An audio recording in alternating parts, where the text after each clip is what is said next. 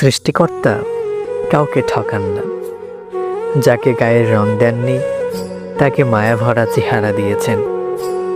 যাকে ঘন কালো চুল দেননি তাকে সুন্দর চোখ দিয়েছেন।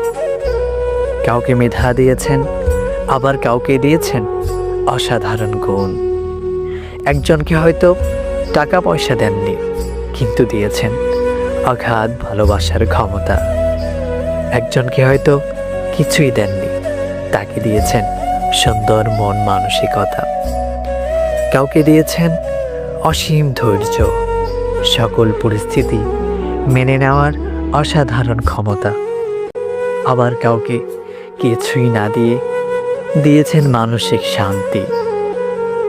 সৃষ্টিকর্তা কাউকে ঠকান না, একদিক দিয়ে ঠিক পূর্ণ করেই দেন। তাই আপনি যেমনই হন না কেন, কোনো আফসোস নয়।